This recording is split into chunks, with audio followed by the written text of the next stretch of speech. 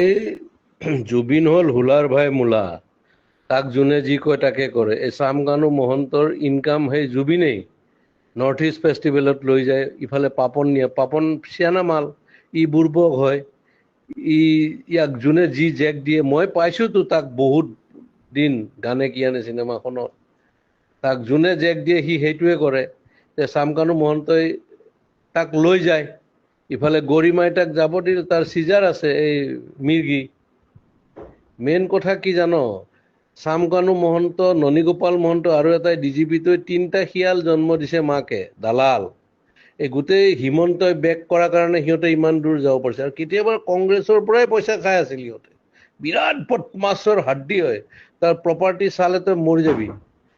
সেই সি লৈ যায়, জুবিন গ'লে অসমত থকা ছিংগাপুৰ চব মানে একদম হাই লেভেল পইচা দি কিনিব, অমুক কৰিব তমুক কৰিব। এই পইচা ইনকামৰ চ'ৰ্চ কিহৰ? নৰ্থ ইষ্ট ফেষ্টিভেল বে। আমি জানো মাঘ বিহু, বহাগ বিহু আৰু কাতি বিহু, কিহৰ এইবিলাক? এইবিলাক ফাল্টু আমি কৰি নিছে। এতিয়া হিমন্তই দিয়কচোন তাৰ স্পষ্টীকৰণ, তাক এবাৰ ৰাইজে পালে দিব ভালকে। সি কালি ডেড বডিৰ লগত আহিব নোৱাৰে, তাক দেখা পালে মাৰিব, তই চাবি না। আৰু আজি কিমান ডেকা ল'ৰাবিলাক, আজি চাবি তই, কালি ৰাতিপুৱা গম পাবি, বহুত চুইচাইড কৰিব, ইমান হাৰ্ট ৰোগ। আৰে অসমৰ 3.5 কোটি মানুহ, 2 কোটিয়ে তাক ভাল পায়, সি নিজৰ কাৰণে নহয়, বেলেগৰ কাৰণে। আৰু সেই দালালে তাক মানে কালচাৰেল দালাল বুলি ক'ব লাগে, সিহঁতে তাক মাৰ্কেটিং কৰি পইচা ইনকাম কৰে, তাক অলপ দি এনেই মানে জমাই মেলি মাল চাল খুৱাই মেলি পঠিয়াই দিয়ে। সেইটোৱে ধান্দা। এতিয়া গৰিমাক প্ৰেছাৰ দিব ইহঁতে যে এনেকে ক'বা তুমি, তেতিয়াহি তাইতো যোৱা নাই। অৰিজিনেল কথাটো এয়া বহুত বহুত এয়া আছে, মানে তাত কি ক'ম আৰু। তাক মাৰা প্লেনো হ'ব পাৰে, কিবা হ'ব পাৰে, কি হ'ব পাৰে, চব দালালি পইচাৰ ধান্দা গেলা। অসমখন চেচ।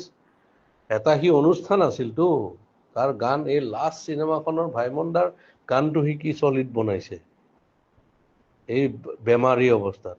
তাৰ পটাছিয়াম কম থাকে, কিবা কম থাকে।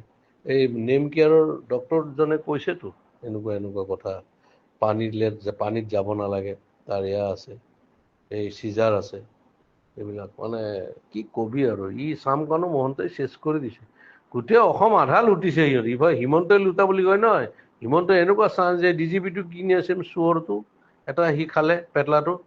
আৰু মাজতো ননীগোপাল মহন্ত সেইটো কি বনাই দিছে। আৰু এইটো ই প্ৰথমতে জিঅ' টিউব দি পেলাই মাৰিলে কোটি কোটি টকা, সেই তেতিয়াৰ দিনতে।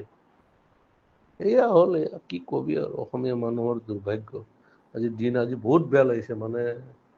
তাৰ গান শুনিয়ে 90 দশকৰ বিলাক ল'ৰা ছোৱালী ডাঙৰ হ'ল। আমিতো বাৰু চবৰে শুনিছোঁ, কিন্তু তাৰ গান শুনিয়েই মোৰ ল'ৰা চব ডাঙৰ হ'ল। আনকি আমাৰ ছাইডত মিস্ত্ৰীয়ে ৰং কৰি আছিল, সিদিনাখন মোবাইলত তাৰ গানেই বজাই আছিল।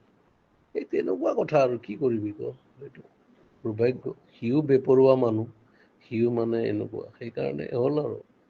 এই মাইকেল জেকচন 50ত মৰিল, সি 52 মৰিল, কিশোৰ কুমাৰ 58ত মৰিছিল। এনেকুৱা আৰু উপায় নাই আৰু, মৃত্যুৱে যাক লৈ যায় সেইটো। বাকী চব মানে কি কবি আৰু, কৈ লাভ নাই। মুঠৰ ওপৰত এই চামকানু মহন্ত বোলাটোক ৰাইজৰ মাজত এৰি দিব লাগে, কোবাই মাৰিব লাগে। তাক 3টা মহন্তক মাৰিব লাগে সিহঁতক। এই 3টাই চেচ কৰি দিছে ভিতৰেদি।